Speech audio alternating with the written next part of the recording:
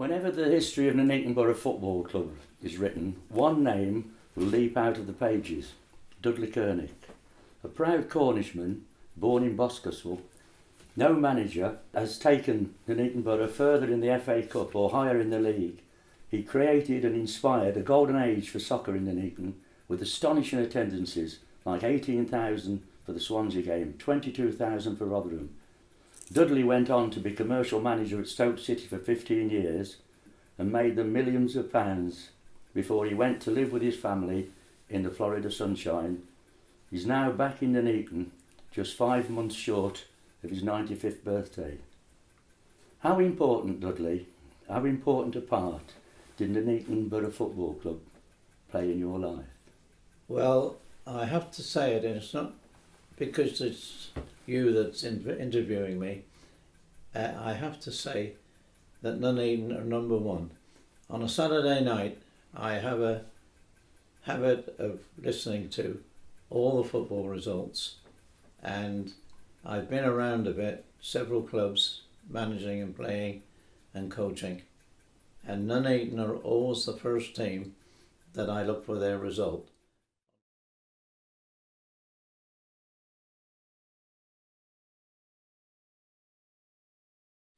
Not only did you manage the borough, Dudley, but you played in the 1950s in the FA Cup run against Watford and Queen's Park Rangers in 1953 and Brentford. What are your memories of those days and that team?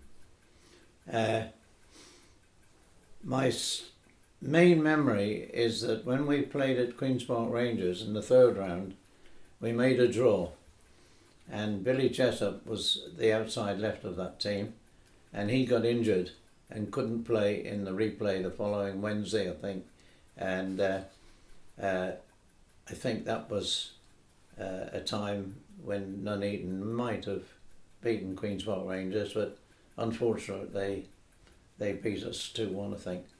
I think you rated Bill Jessop as one of the best players that you'd ever played with, didn't you? That's right, yes. He was from Preston North End, and he lived in Walsall. And he'd got a left foot that you don't see many good ones around today. What about the players in the team? You can probably go through them, can't you? Even now, you remember the names. Oh, I think Arthur Barber was in goal, wasn't he? that's right. And he was what they called a goal line goalie. He didn't go out and take the ball off the opponent's foot. He would stay on his goal line, and he was so agile. He was brilliant because he wasn't all that tall for a goalkeeper. But I always thought when I went into coaching that a good goalkeeper was essential. Do you remember the team, the names of the players in there? Yeah, well, apart from Arthur, going in the old-fashioned way, two fullbacks. One was Smith, who was from Coventry City, and the other one, a name I'll never forget, was Snowball. He was the left back, and apparently they'd signed him from Burton Albion, who figured a lot in the story of Nuneaton, unfortunately. The right half was me. Hughes was a centre half. A local guy, Whitcroft, was a left half, and the forward line was Hughie Morrow, George Catlow, Phillips, centre forward, Jeff Wright, an inside left, if anybody can remember what that was or is, and Billy Jessop was the outside left.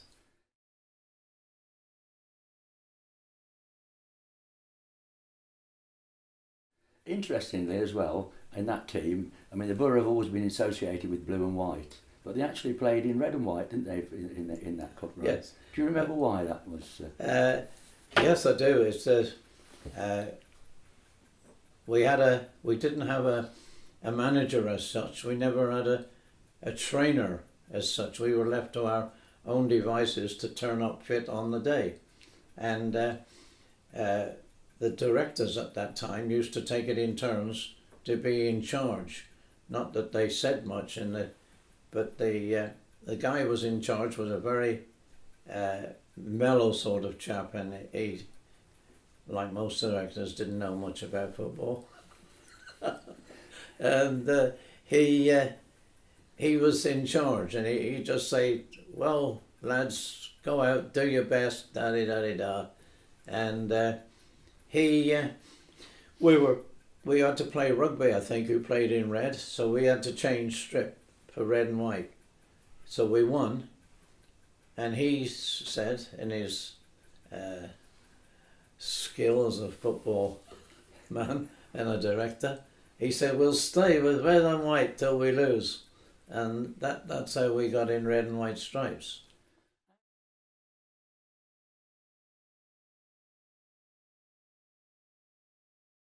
How did you come to sign for the Boro as a player in the first place? That's a difficult one. I was You were I was at Bridie playing Hill for at the time. Bridie Hill, and Bridie Hill had the previous season beaten Nuneaton in the Birmingham Senior Cup, and I suppose I must have contributed to that, and people at Nuneaton must have remembered me, because the following season we were playing Nuneaton, and it was early in the season, but the FA Cup ties had already started amongst the junior clubs, and I was injured on the day that Bridie Hill were playing, so I didn't play in the FA Cup. So just by chance we played Nuneaton in a league match, and I think it was the Birmingham League at the time, and I lived in Birmingham, and I knew that no motorways then. I knew the coach for Nuneaton would go through Birmingham, so I asked for a lift, and I got talking to the trainer, who they had a trainer, and he said to me, "Why didn't you play tonight?" And I said, "Well, I'm injured." So he said, "Did you play in a cup tie and such, etc.?" And I said, "No, I wasn't." Oh, he said, "You're not banned for playing in the FA Cup," which seemed to trigger off something in his mind. And the next thing I know, I had a phone call to say, would I like to sign for Nuneaton Borough? They'd fixed it all up.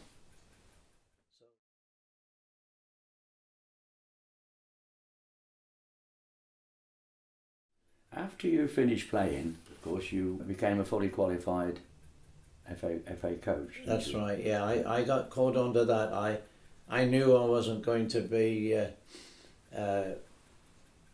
top-rate player in First Division. I was with Birmingham City, and Walter Winterbottom was the man that was given charge of all the coaching. There was no coaching naturally before him, and he came to, I suppose he went to all the league clubs, and he came to Birmingham and gave a speech, and there was a couple of us that sort of cottoned on, and we were invited to go to Lilleshall, which was the national coaching centre at the time, and it was a live-in course. I think it lasted a week, and then we had to go to various places following up the coaching that we were taught, and I got hooked on that. So then I got jobs from the FA teaching at schools, at army camps, and I seemed to sort of have a knack of conveying what I wanted them to hear.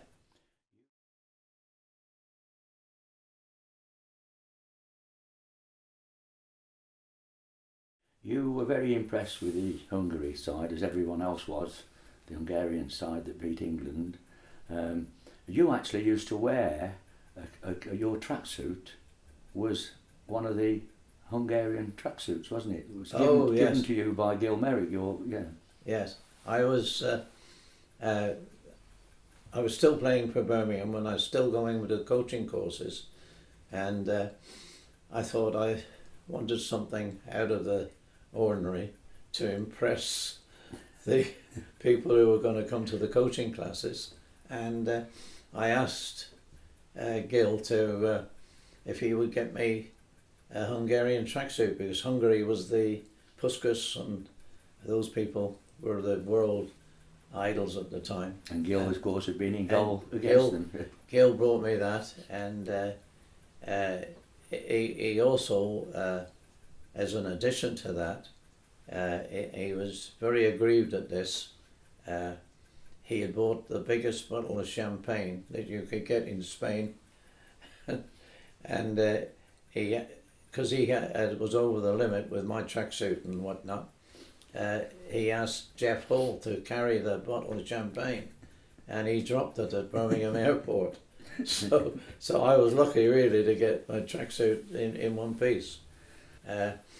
He happened to be a very good friend of mine, and he's passed away now, unfortunately. He was godfather to my daughter, and I could coach goalkeepers better than he could, and you might be surprised at that. I'm not that big-headed that I wouldn't be a better goalkeeper than him, but I knew what they should do when there's a one-on-one situation, and he came natural to him.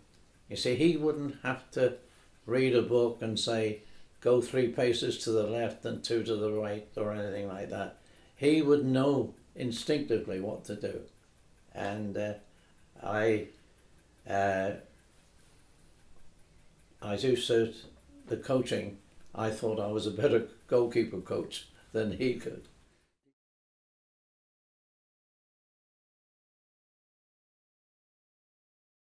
One of the first clubs that you went to coach was Evesham, who were a village team then, weren't they? Mm. And you created quite some controversy with your squad numbering. You were one of the first coaches ever to number a team 1 to whatever, wasn't it? Well, I suppose really I was. It was a bit like the cart before the horse. I thought everything that came out of the coaching association was good. This squad numbering system, though, caused quite a furore at the borough. A lot of the old diehards couldn't understand why these players were. Well, there was a story about Tony Richards, wasn't there, when you were away somewhere? Yes. And he was wearing number 14, wasn't he? Well, I think what happened was that we got the shirts made locally. We even had suits at that time. Nuneaton Borough, in suits which the players had to wear on match days, and they also took on their shirts with them, so they had their own shirt to play in. So number 10 was number 10 the whole time, and his shirt was clean to put on and everything else. So I was supposed, I'll have to say it because I know a lot of people will say I was big-headed, but I was a big-headed to think that what Arsenal could do, Nuneaton could do. So that's why I changed the numbering of the shirt. But in those days, when reporters covered the team, we used to have to knock on the door of the dressing room and get the team changes. Well, obviously not your home team, but the away team. Oh. And one reporter, you were away somewhere, I think it was at Dover, knocked on the door, and you weren't there. I think you were somewhere else, and the players and he wanted to know why Tony Richards was wearing number 14, didn't he? That's right. And what happened? Well, the players, and they are all agag before the game and confident, and it so happened that it had got a little bit of publicity, and they said, why is he wearing number 14? And the player said, oh, that's the number of goals he scored. And I think it was only about the 4th match of the season. So it did cause a little bit of a stir, but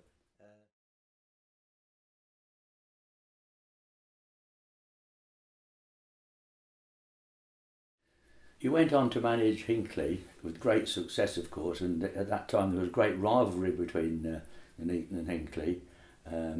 Because I remember one of the first time we ever bumped into you, myself and Ken Widdows, you'd complained about some football report that I'd written we hadn't got it right, something Yeah. wrong. So we said to you, well, the press box windows and middle field lane, you can't see them. If you clean the windows, we perhaps might be able to see the football a bit better. So that's exactly what you did. You got a bucket and sponge.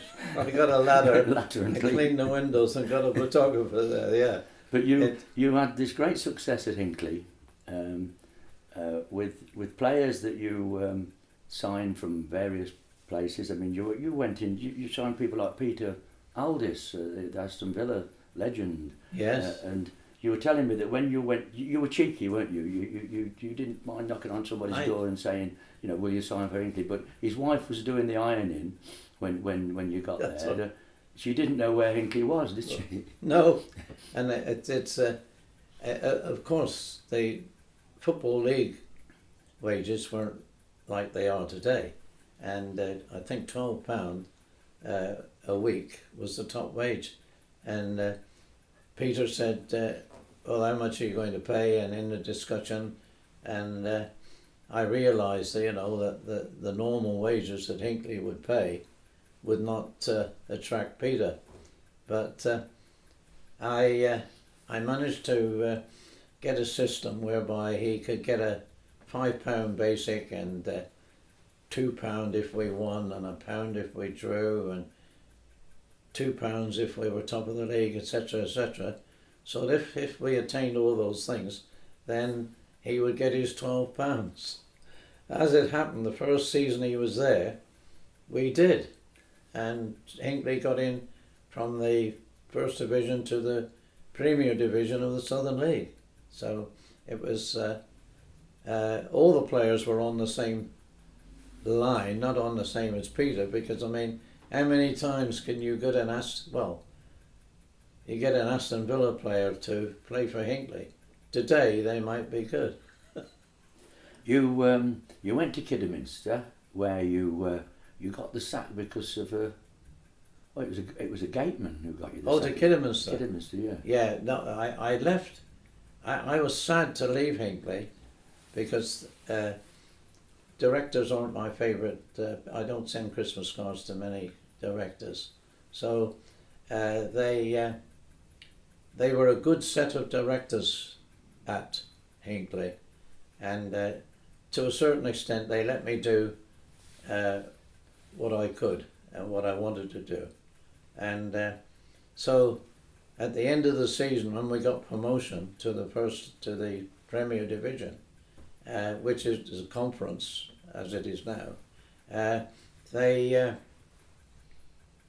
couldn't pay summer wages.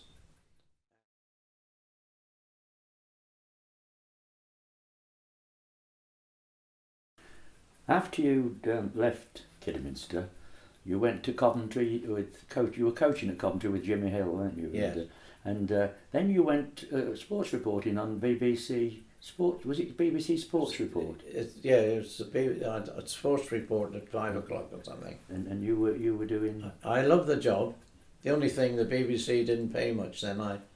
I had a wage of 14 guineas per match, and you never know what match you had or whether you're going to get a match. But it kept me in football, and I was sent to Oxford, Mansfield, Notts County, Notts Forest, all the Midlands. So of course I had a good knowledge of all the players in those areas.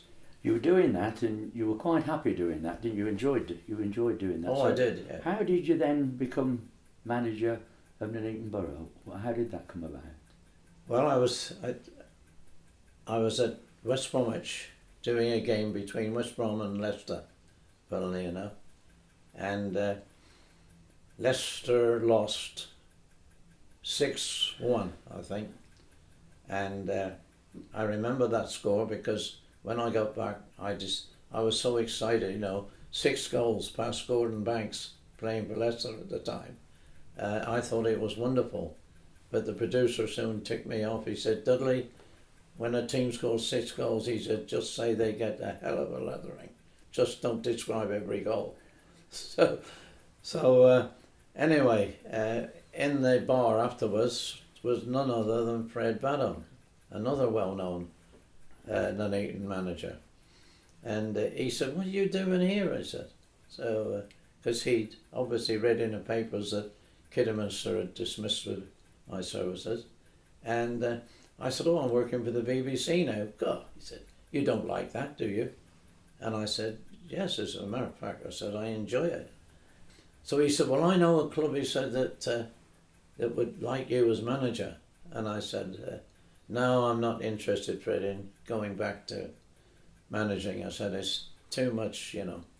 And oh, he said, "This club," he said, "to suit you." And blow me down. The following week, I had a phone call from Reg Bull. And Fred, at the time, was being moved upstairs, wasn't he? That's Fred was commercial moved manager. upstairs to, because bingo tickets had come into fashion, and clubs relied on them. Yeah. And so he said, "We've been recommended to ask you to be manager of this club." Like, you know, so he said, "Would you like to come for an interview?" So I thought, nothing lost in an interview. As I went into the interview room the following Thursday, whenever it was, who should walk out, who had just previously been interviewed, but it was Stan the Bam, or I think he was called, the Aston Villa fullback who used to break the neck with his penalties. Stan Lynn. Stan Lynn, that's right, yeah. And he, and I thought, well, I got no chance. So I asked for what was then the world, not realising what the football was coming to.